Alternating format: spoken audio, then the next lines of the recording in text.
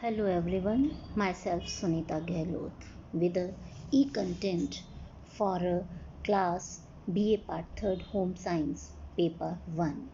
आज हम emotional development के पार्ट 5 की चर्चा 5 में इमोशनल डोमिनेंस और इमोशनल बैलेंस दो कंसेप्ट्स के बारे में चर्चा करेंगे। पहला इसमें हम ले रहे हैं इमोशनल डोमिनेंस, जिसे हिंदी में संवेगात्मक प्रभुत्व कहा जाता है। संवेगात्मक प्रभुत्व, इमोशनल डोमिनेंस है क्या?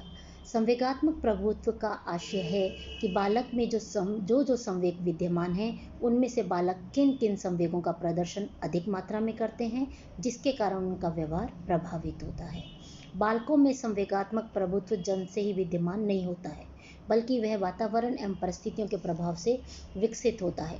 कुछ बालकों में नकारात्मक संवेगों की अधिकता होती है तो कुछ में सकारात्मक संवेगों की। इसका सबसे बड़ा कारण यह है कि बालक की परवरिश किस वातावरण में हुई है। बालक का भौतिक, सामाजिक, पारिवारिक एवं मनोवैज्ञानिक वातावरण किस प्रकार का है। बालक जिस समुदाय में रहता है उस समुदाय के लोग किस प्रकार के संवेगों की अभिव्यक्ति अधिक मात्रा में करते हैं, क्योंकि बालक संवेगों की अभिव्यक्ति करना वातावरण से ही सीखता है। संवेगात्मक प्रभुत्व का प्रभाव यानी इफेक्ट्स ऑफ इमोशनल डोमिनेंस। बालकों में जिन संवेगों का प्रभुत्व रहता है उनके अनुसार उसका व्यक्तित्व निर्माण होता है। अतः यह बालकों के व्यक्तित्व को महत्वपूर्ण ढंग से प्रभावित करता है।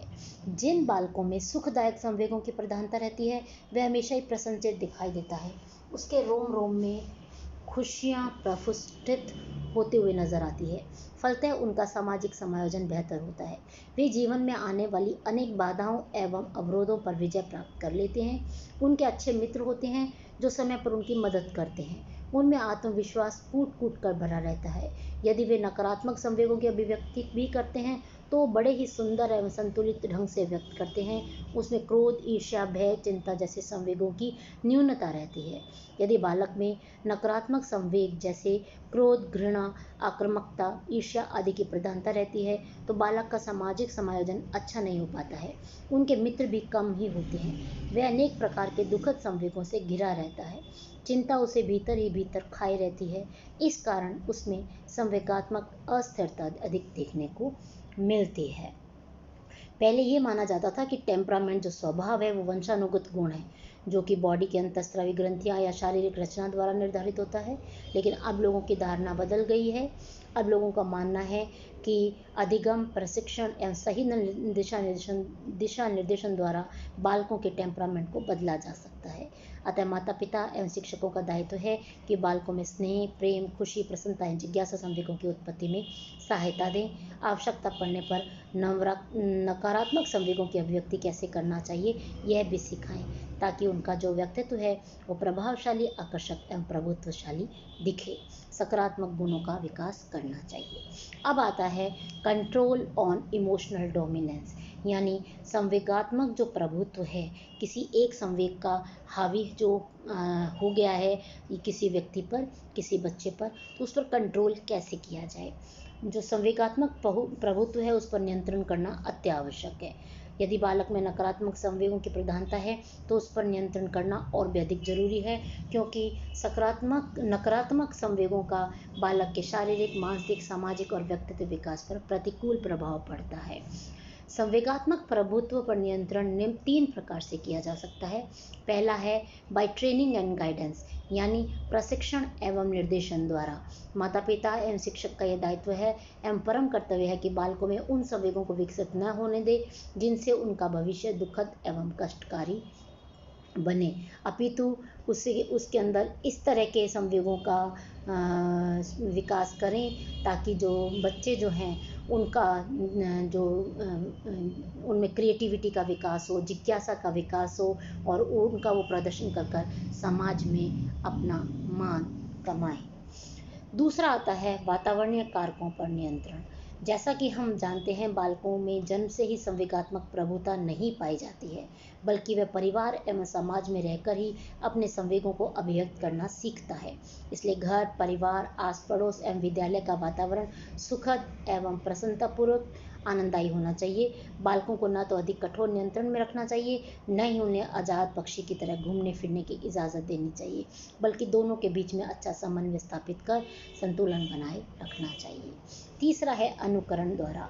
बालक अनुकरण द्वारा, इमिटेशन द्वारा भी संवेगों को अभिव्यक्त करना सीखते हैं।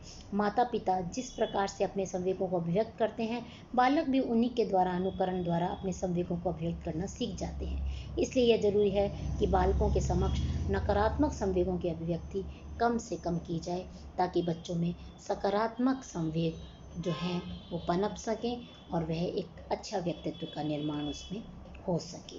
तो ये था कंसेप्ट संवेगात्मक प्रभुत्व, जिसका हमने प्रभाव के बारे में पढ़ा और कुछ नियंत्रण विधियां देखी, क्योंकि ये जो संवेग हैं ये वातावरण, आसपास के वातावरण और परिवार की ही देन होते हैं। इन्हें समय रहते नियंत्रित किया जाना जरूरी है। अब जो टॉपिक ले रहे हैं, कंसेप्ट ले रहे हैं, वो है संवेगात्मक संतुलन, जिसे इमोशनल बैलेंस बोला जाता है। संवेगात्मक संतुलन से आशय समय, स्थान, परिस्थिति, व्यक्ति एवं वातावरण की मांग के अनुसार यदि व्यक्ति अपने संवेगों की अभिव्यक्ति करता है तो उसे संवेगात्मक संतुलन कहते हैं।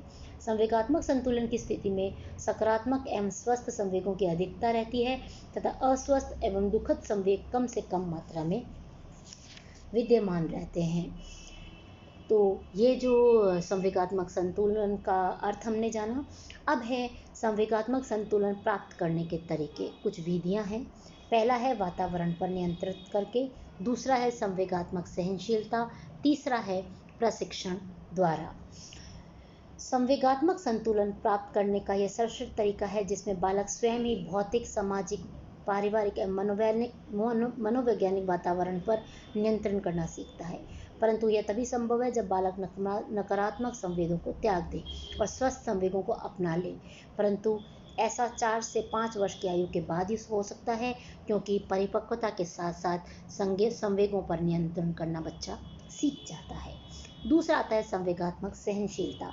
संवेगात्मक सहनशीलता से अभिप्राय है कि बालक दूसरों के उग्र संवेगों को सहन कर ले तथा अपने उग्र संवेगों को नियंत्रित कर ले, अर्थात बालक में सहनशीलता का गुण होना चाहिए। सहनशीलता से संवेगात्मक संतुलन स्वतः ही आ जाता है, परंतु यह सहनशीलता परिवार में धीरे धीरे सिखाई जाती है। लड़कियों को ये ज़्यादा सिखाया जाता है, लेकिन अगर लड़के लड़कियों दोनों को ही सहनशीलता का पाठ, टॉलरेंस का पाठ सिखाया जाए तो उनके व्यक्तित्व में एक अच्छा जो है परिवर्तन देखने को मिल सकता है। तीसरा है प्रशिक्षण द्वारा, बाय ट्रेनिंग। बालकों को इतनी समझ नहीं होती कि वे अपने संवेगों का प्रदर्शन किस प्रकार से करें, अतः माता पिता एवं शिक्षकों का दायित्व है कि उन्हें अपने संवेगों को व्यक्त करना सिखाना चाहिए, जो सामाजिक तौर तरीके से मान्य हो। बालकों को क्रोध संवेग पर काबू पाना सिखाना चाहिए। यदि बालक जोर जोर से चिल्लाता है तो उसे समझाना चाहिए कि इस तरह से चिल्लाना उचित नहीं है। तो समय समय पर ट्रेनिंग द्वारा, अनुकरण द्वारा बच्चे को सिखाना चाहिए। तो ये था संवेगात्मक संतुलन। अब आता है असंवेगात्मक असंतुलन, यानी डिसबैलेंस, इम्बैलेंस। जब बालक अपने संवेगों की अभिव्यक्ति समाज द्वारा मान्य तरीके से कर पाने में अयोग्य होता है अथवा अपने आप को असमर्थ पाता है तो उसे संवेगात्मक असंतुलन या कुसमायोजन कहते हैं। उदाहरणार्थ, कई बच्चे बात बात में क्रोधित होते हैं, कई बच्चे बहुत अधिक शर्मीले होते हैं, वे अपनी साधारण सी बात भी दूसरों के सामने कहने में झिझकते हैं। फलतः उनका सामाजिक विकास एवं सामाजिक समायोजन प्रभावित होता है। ये जो सामाजिक असंतुलन है, इसमें हमें 2 स्थितियां देखने को मिलती हैं। जैसा कि चित्र में आप देख रहे हैं, संवेगात्मक संतुलन दिखा गया है और इसके दोनों तरफ एक तरह से 2 क्या कहेंगे, एक तरह से कि निम्न संवेगात्मकता और उच्च संवेगात्मकता 2 पहलू हैं कि एक तरफ तो बिल्कुल निम्न संवेगात्मकता आती है जहाँ पर संवेगों का प्रदर्शन बच्चा कर ही नहीं पाता है, और एक आता है उच्च संवेगात्मकता जहाँ पर वो अति हो जाती है किसी चीज़ की। और ये दोनों ही एक्सट्रीम्स जो हैं, ये 2 एक्सट्रीम बताया गया है। जब भी कोई तराजू होता है तो उसके 2 साइड्स होते हैं, एक होता है निम्न और एक होता है उच्च, और उन दोनों को ही जब बैलेंस किया जाता है तो वो संतुलन कहलाता है। ऐसे ही संवेगात्मक संतुलन है, इसमें निम्न संवेगात्मकता और उच्च संवेगात्मकता के रूप में दो एक्सट्रीम एंड्स हमें देखने को मिलते हैं, और इनका बैलेंस जो व्यक्ति बना लेता है उसमें संवेगात्मक संतुलन देखने को मिलता है। तो ये है निम्न संवेगात्मकता। निम्न संवेगात्मकता, जब बालकों में संवेगात्मक अनुभवों की तीव्रता और आवृत्ति सामान्य से कम हो तो उसे निम्न संवेगात्मकता कहते हैं। निम्न संवेगात्मकता भी बालकों के चहुमुखी विकास में बाधक सिद्ध होता है। निम्न संवेगात्मकता से ग्रसित बालक विकास के विभिन्न क्षेत्रों में पिछड़ जाते हैं। ऐसे बालकों को कोई भी व्यक्ति मूर्ख बनाकर अपना काम निकाल सकता है। अतः माता पिता को चाहिए कि बालकों को प्यार एवं सहानुभूति से संवेगों का प्रदर्शन करना सिखाएं। ये जो है यहाँ पर माता पिता या परिवार का जो है सबसे बड़ा रोल होगा।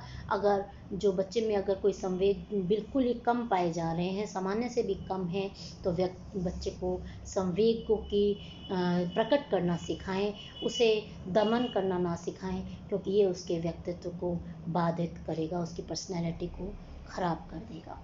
अब आता है इसका दूसरा एंड, उच्च संवेगात्मकता, हाइटेंड इमोशनैलिटी बोलते हैं इसको। जब बालक में संवेगात्मक अनुभवों की तीव्रता एवं आवृत्ति सामान्य से अधिक हो तो उसे उच्च संवेगात्मकता कहते हैं।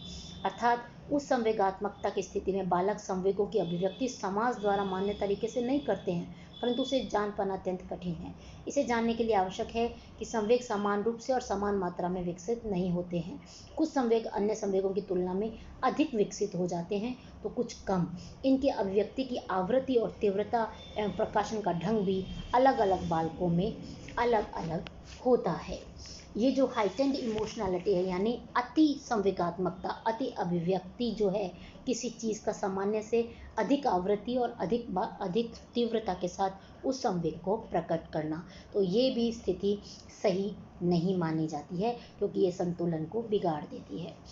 अति संवेगात्मकता के कारण, अति संवेगात्मकता के निम्न प्रमुख कारण हैं। पहला है शारीरिक कारण। यह सत्य है कि संवेग का अधिक तीव्र होने का मुख्य कारण शारीरिक स्रावों की सक्रियता है, जो संधि अवस्था में अधिक प्रबल व यकायक होती है। इस अवस्था में मनोशारीरिक परिवर्तन, ग्रंथीय परिवर्तन होने के कारण संवेगात्मक तीव्रता में वृद्धि देखी जा सकती है। जो बालक बाल्यावस्था में अधिक दुर्बल, चिड़चिड़े, अस्वस्थ होते हैं, उन बच्चों में अति संवेगात्मकता अधिक देखी गई है। जो बालक अधिक चिंता, तनाव, दुख आदि स्थिति में रहते हैं, उनमें ये अति संवेगात्मकता का रूप धारण कर लेते हैं। दूसरा कारण आता है सामाजिक कारण, सोशल कॉजेस। परिवार द्वारा बालकों को किस प्रकार से संरक्षण व सहायता मिल पाती है, इस पर भी संवेगों की तीव्रता निर्भर करती है। यह देखा गया है कि एकाकी परिवारों में बालकों की आवश्यकता से अधिक सहायता, संरक्षण रखा जाता है। वहाँ बालक सामान्य संवेग प्रदर्शित करते हैं, जिससे न स्वयं को और न ही परिवार को कोई हानि होती है। लेकिन इसके विपरीत जो बालक संयुक्त परिवार में रहते हैं, वहाँ बालकों पर अधिक ध्यान नहीं दिया जाता, पक्षपातपूर्ण व्यवहार होता है, वहाँ बालकों में अति संवेगात्मकता देखी जाती है। तीसरा कारण आता है एनवायरमेंटल कॉजेज, जैसे वातावरणीय कारण। बालकों के आसपास का वातावरण, परिवार, विद्यालय, मित्र मंडली वातावरण भी बालक के संवेग को प्रभावित करता है। वातावरण एक ऐसा कारक है जो बालक के व्यक्तित्व पर प्रत्यक्ष व अप्रत्यक्ष दोनों ही प्रकार से प्रभाव डालता है। जब एक बालक अपने वातावरण की आवश्यकता के अनुसार समायोजन करने में असमर्थ या अयोग्य होता है, तो इस प्रकार के समायोजन को संवेगात्मक कुसमायोजन कहते हैं। बालकों में अति संवेगात्मकता अन्य से नहीं बल्कि वातावरण के कारकों के प्रभाव से ही विकसित होती है। उदाहरण के लिए, एक बालक यदि ऐसे वातावरण में पल बढ़ रहा है जहाँ क्रोध, घृणा, ईर्ष्या अधिक है, तो उस बालक में निश्चित रूप से इन संवेगों की प्रधानता देखने को मिलेगी। उसमें सुखात्मक संवेग कम होंगे और संवेगों की तीव्रता भी अधिक देखने को मिलेगी। लास्ट कारण आता है इसका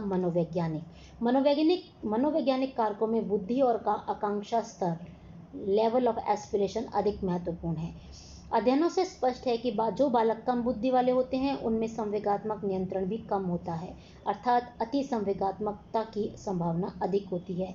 इस प्रकार उच्च आकांक्षा उच्च लक्ष्य वाले बालकों को यदि असफलता का सामना करना पड़ जाए तो चिंता, तनाव उत्पन्न हो जाता है और संवेगात्मकता की तीव्रता भी अधिक बढ़ जाती है। अतः आवश्यक है कि बालकों के संवेगों में संतुलन होना चाहिए। संवेगात्मक संतुलन बालक अपने वातावरण पर नियंत्रण से, संवेगात्मक सहनशीलता से एवं जिज्ञासाओं की शांति से सीखता है, जो कि माता पिता और वातावरण में उपस्थित सभी बड़ों द्वारा की जा सकती है। अब आता है उस संवेगात्मकता के प्रभाव क्या पड़ते हैं। उस संवेगात्मकता जितने अधिक लाभ हैं उतने अधिक दुष्परिणाम भी है।